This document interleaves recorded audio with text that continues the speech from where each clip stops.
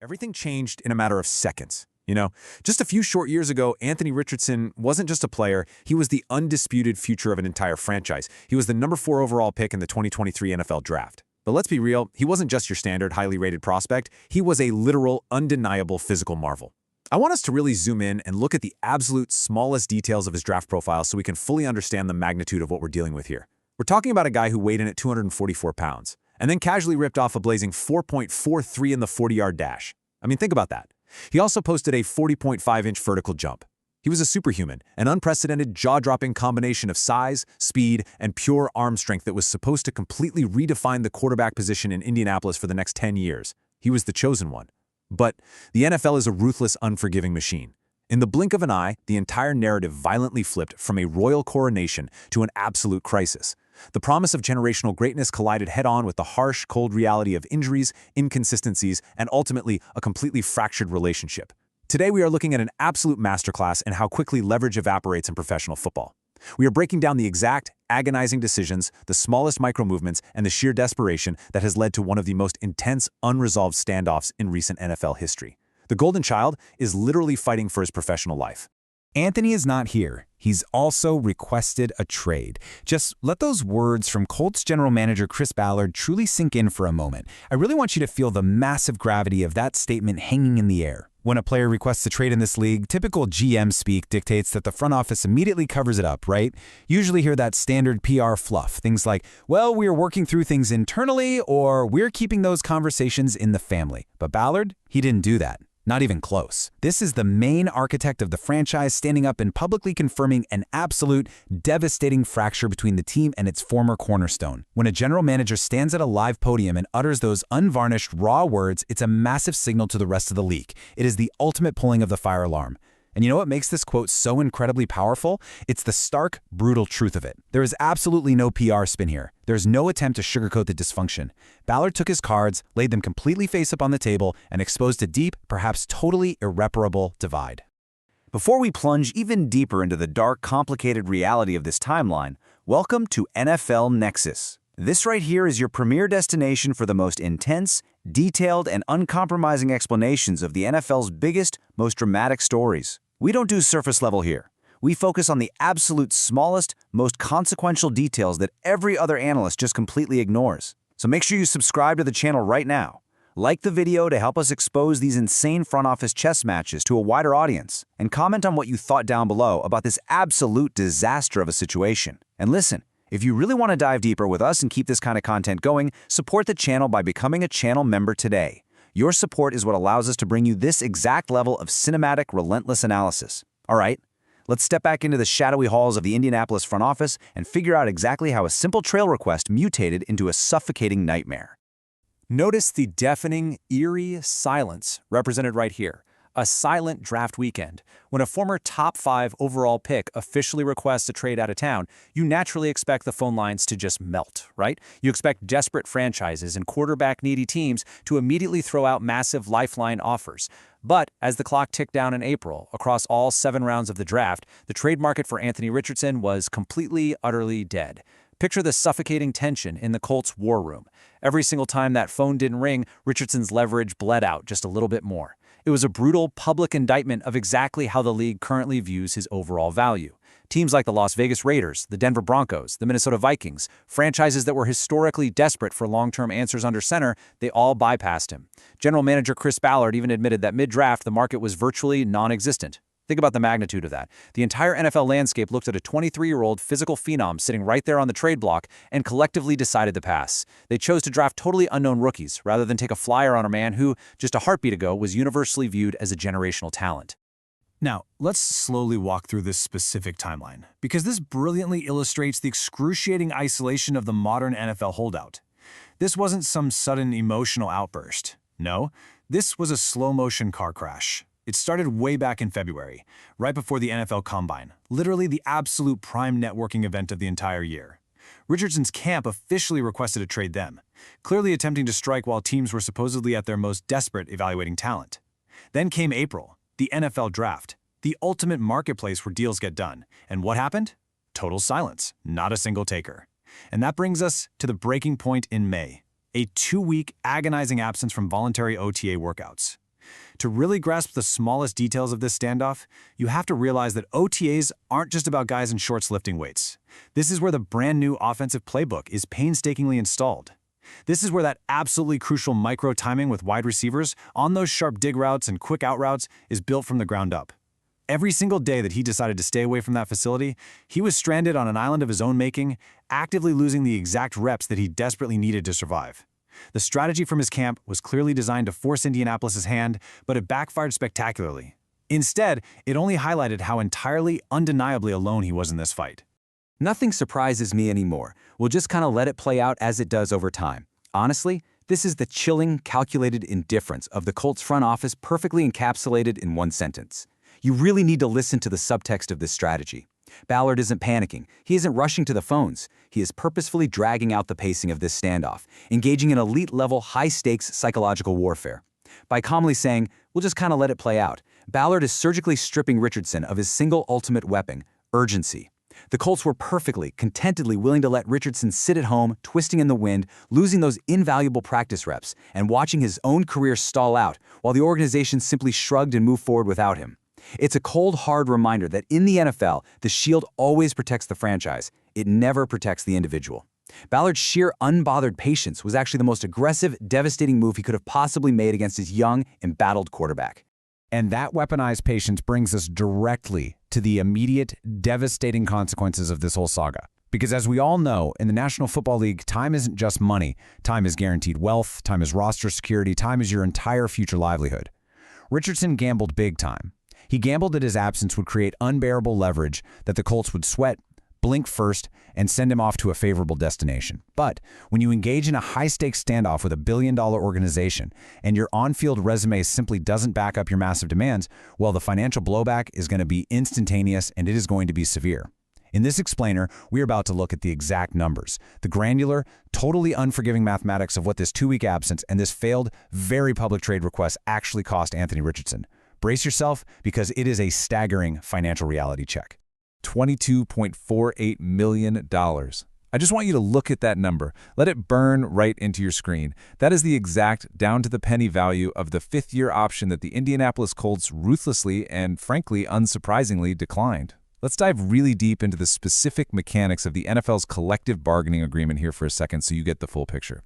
The fifth-year option is a highly specific mechanism designed to lock down and reward top-tier first-round talent. Once a team exercises it, that massive salary becomes completely 100% fully guaranteed, no takebacks. By officially declining it, the Colts wiped away guaranteed generational wealth for the 2027 season with the stroke of a pen. When you are a top 5 first-round pick, having your own team decline this option is historically the ultimate glaring red flag. It actively signals to the rest of the league that you are dangerously approaching bust territory. This wasn't just a minor roster move. This was a definitive, loud organizational statement that they have absolutely zero intention of committing long-term, guaranteed money to a quarterback whose primary legacy so far is just a whole lot of untapped potential. Now, I want you to contrast that staggering $22 million we just talked about with this, $1.15 million. That right there is Anthony Richardson's actual immediate reality. That is his base salary for the coming season. From the lofty, untouchable heights of top 5 draft pick guarantees, he has violently crashed down to what is essentially less than standard backup level money.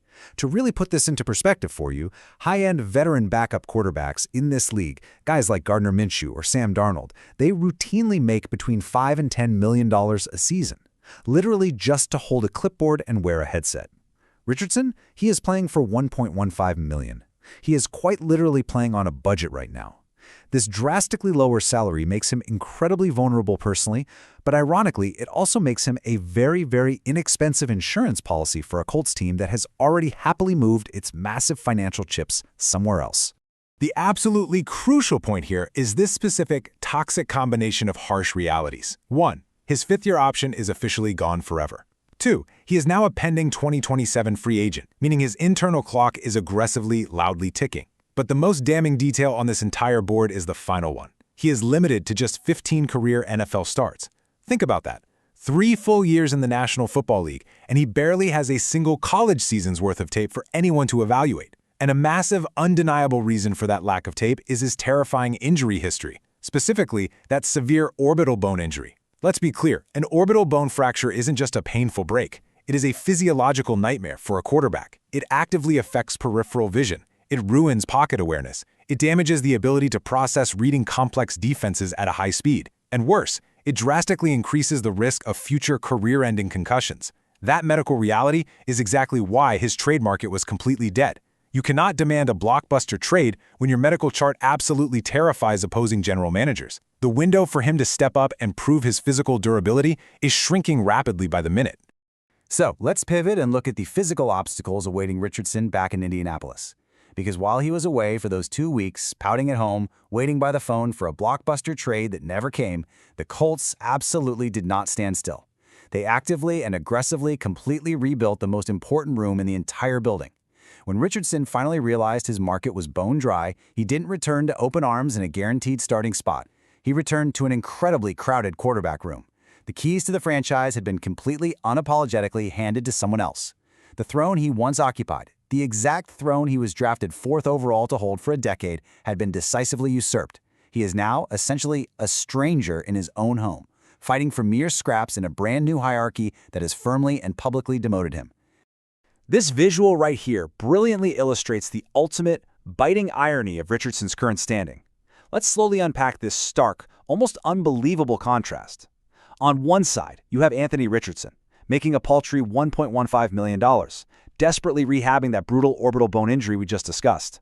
On the exact opposite side, you have Daniel Jones, brought in from the outside, immediately anointed as the newly minted starter and handed a staggering 2-year, $88 million extension. I want you to really think about the physiological and financial irony of that front office decision. The Colts looked at 2 deeply flawed, injury-recovering quarterbacks. Daniel Jones is actively recovering from a completely torn Achilles, an injury that is historically devastating for a mobile quarterback's lower body mechanics and power generation. Richardson is recovering from the orbital bone fracture. Yet the front office looked at those 2 medical charts and decided to happily invest $88 million guaranteed dollars in the torn Achilles while entirely abandoning Richardson's long-term future.